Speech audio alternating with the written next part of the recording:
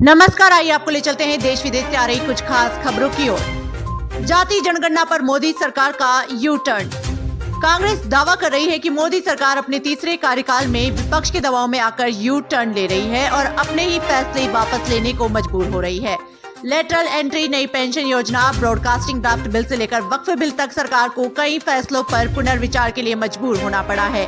चर्चा है कि सरकार अग्निपथ योजना और जातिगत जनगणना पर भी पुनर्विचार कर सकती है। पीएम मोदी द्वारा अनावरण की गई शिवाजी की विशाल मूर्ति गिरी।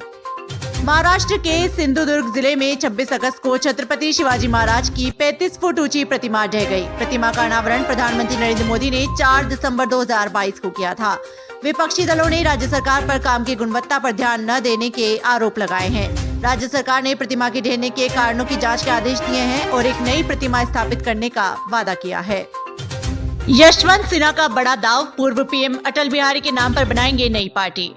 विधानसभा चुनाव के ऐलान से पहले झारखंड में सियासी हलचल बढ़ गई है। एक तरफ पूर्व सीएम चंपई सोरेन अलग राह अपना रहे हैं, तो वहीं पूर्व बीजेपी नेता और केंद्रीय मंत्री यशवंत सिन्हा ने भी नई पार्टी बनाने का ऐलान किया है।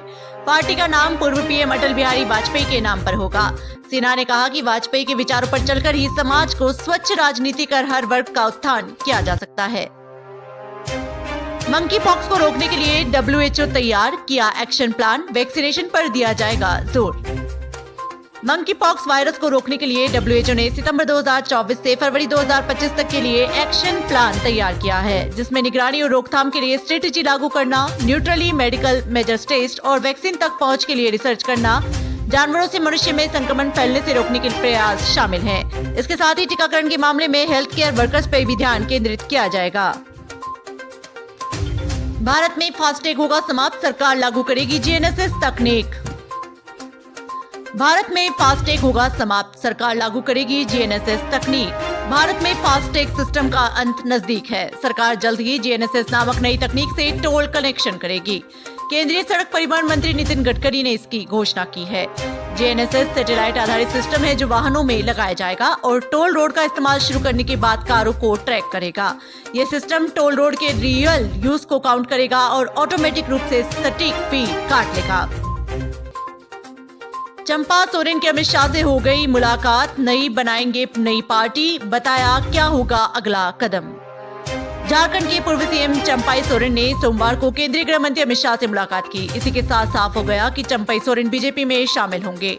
मुलाकात के दौरान असम के मुख्यमंत्री और झारखंड में बीजेपी के सह प्रभारी हेमंत बिस्वा शर्मा भी मौजूद रहे। शर्मा ने एक्स पर बताया कि चंपई सोरेन 30 अगस्त को रांची में बीजेपी में शामिल होंगे। हो सकता है कि वो अपने मंत्री पद से इस्तीफा दे दें। शिवसेना यूबीटी ने हिंदुत्व त्यागा, निरुपम की उद्धव से मांग, 50% मुस्लिम। महाराष्ट्र विधानसभा चुनाव 2024 को लेकर शिवसेना यूबीटी के प्रमुख उद्धव ठाकरे से मुस्लिम पर्सनल लॉ बोर्ड और जमीयत उलमा के नेताओं ने मुलाकात की। उन्होंने शिवसेना यूबीटी से मुस्लिम उम्मीदवारों को टिकट देने की मांग की। शिवसेना शिंदे गुट के नेता संजय निरुपम ने इस मांग का समर्थन करते हुए कहा कि शिवसेना यूबीटी के उम्मीदवारों की सूची में 50% से ज्यादा मुस्लिम उम्मीदवार होने चाहिए। कंगना को SKM का अल्टीमेटम, माफी मांगे वरना। किसान आंदोलन को लेकर कंगना रनौत के बयान पर संयुक्त किसान मोर्चा ने प्रतिक्रिया दी है और इसे अपमानजनक बताया है। SKM ने कहा कि कंगना ने किसानों को हत्यारा, बलात्कारी और राष्ट्र विरोधी कहकर सारी हदें पार कर दी है। SKM ने प्रधानमंत्री मोदी से किसानों से माफी मांगने की मांग की है और कंगना से बिना शर्त माफी मांगने को कहा है। भाजपा ने कंगना के बयान से खुद को अलग कर दिया है। मथुरा में अयोध्या जैसी चूक नहीं, योगी का ऐलान।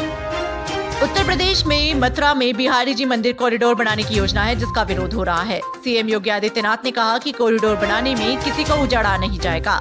जून 2024 में हुए लोकसभा चुनाव में फैजाबाद सीट हारने के बाद योगी सरकार विकास कार्य को लेकर संवेदनशील हो गई है। सीएम ने कहा कि सभी पक्षों से संवाद स्थापित किया जाएगा और लोगों के पुनर्वास की योजना बनाई जाएगी।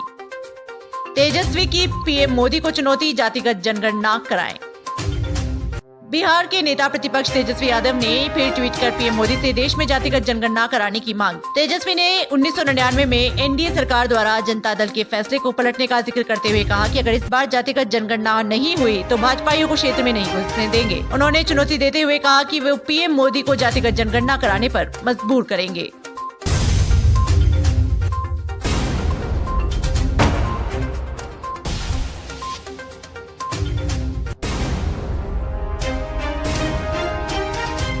देश दुनिया की तमाम बड़ी खबरों से जुड़े रहने के लिए देखते रहिए पीटीवी हिंदुस्तान। यदि आपने अभी तक आपका अपना YouTube channel PTV Hindustan subscribe नहीं किया है तो अभी सब्सक्राइब कर लें, बेल आइकन जरूर दबा दें।